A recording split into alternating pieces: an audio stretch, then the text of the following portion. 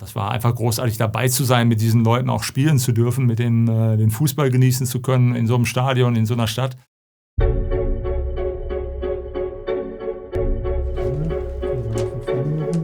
Dieses Jahr fängt ja mal wieder gut an. Für Uwe Grauer ist das immer so.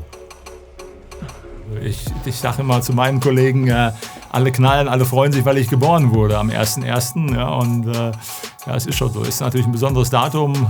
Silvester reinfeiern ist immer großartig. Da gibt es tolle Feten. 52 Mal hat der gebürtige Dortmunder diesen freudigen Jahresauftakt jetzt schon erlebt und kann auf eine bewegte Karriere im Profifußball zurückblicken.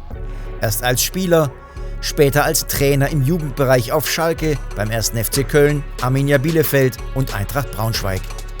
Erst vor wenigen Monaten endete sein Engagement als Co-Trainer bei Alemannia Aachen, allerdings vorzeitig. So ist es ja manchmal in unserem Job, das muss man dann auch mal mitmachen. Und jetzt momentan bin ich auf der Suche wieder. Schön wäre es natürlich auch hier in der Region was zu finden oder beim BVB was zu machen. Dort, wo vor 35 Jahren alles angefangen hat, in der U19 des BVB. Dann in der zweiten Mannschaft und mit 21 feiert er sein Debüt bei den Profis. Im April 1991 erwartet unsere Borussia mit Uwe Grauer in der Startelf Eintracht Frankfurt. Ja, dann schläfst du natürlich die halbe Nacht nicht und denkst immer nur über dein Spiel nach. Dann läuft immer der Film im Kopf ab, was da alles so passieren könnte und worauf du dich einstellen musst. Ich war unheimlich aufgeregt. Das kann man gar nicht nachvollziehen. Ne? Das ist so unbeschreiblich einfach das Gefühl, wenn man dann auf dem Platz auflaufen darf in so einem Stadion und vor allem auch vor so vielen Fans. Und das ist das erste Bundesligaspiel da. Und Grauer gewinnt das Duell gegen Anthony Yeboah, einen der besten Torjäger der Bundesliga. Allerdings verursacht er am Ende noch einen Elfmeter und das Debüt geht 0:3 verloren.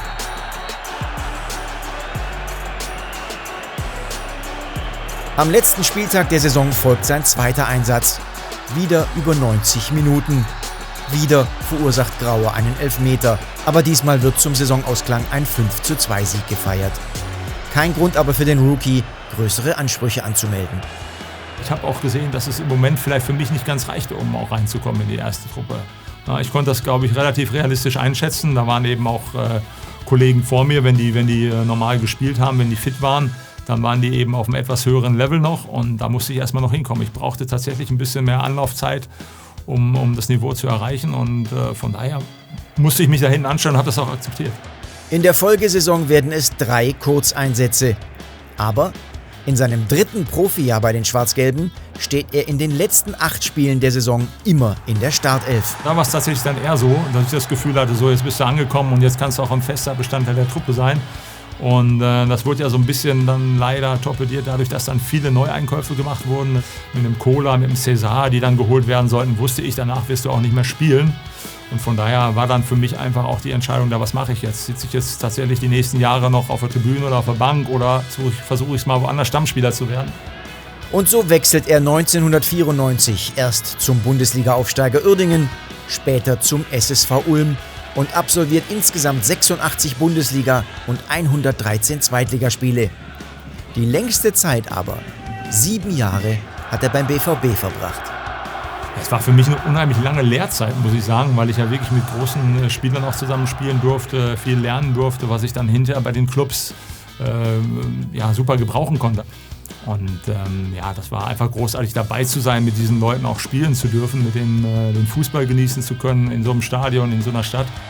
Rückblickend zählt er vor allem seine 5 Einsätze im Europapokal zu den Höhepunkten seiner Karriere. Im Halbfinale in Auxerre. Ja, Wahnsinnsstimmung da und dann das Elfmeterschießen, dieses Drama zum Schluss. Also das sind Dinge, die brennen sich auf die Festplatte ein. So vom Gefühl her war ich nach dem Michael Rummenigge dann dran, der ja Gott sei Dank den letzten für uns verwandelt hat und worauf Auxerre dann verschossen hat. Also das war schon wirklich, da ging mir ganz schön die Düse, muss ich sagen. In dem Stadion dann Elfer zu schießen, das war nicht ohne. Und einfach ein Highlight aber dabei gewesen zu sein. Genau wie in den beiden UEFA-Pokal-Endspielen gegen Juventus Turin. Wir waren damals unheimlich weit gekommen mit einer Mannschaft, der man das überhaupt nicht zugetraut hat.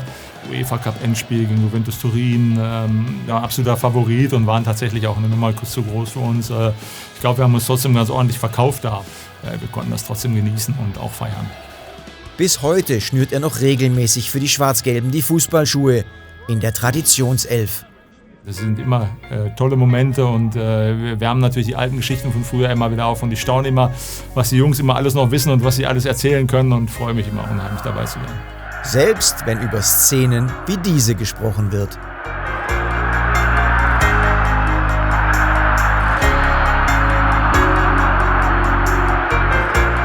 Ja, Sprüche gibt es immer im Fußball. Das ist ja das Schöne auch dabei, deswegen kommen wir so gerne zusammen. Uwe Grauer ist schlank und fit und im Herzen ein Schwarz-Gelber geblieben. Dortmund wird natürlich immer, dadurch, dass es meine erste Station war und meine Geburtsstadt, wird das natürlich immer auch mein Club bleiben und da bin ich einfach vom Herzen her emotional am meisten verbunden.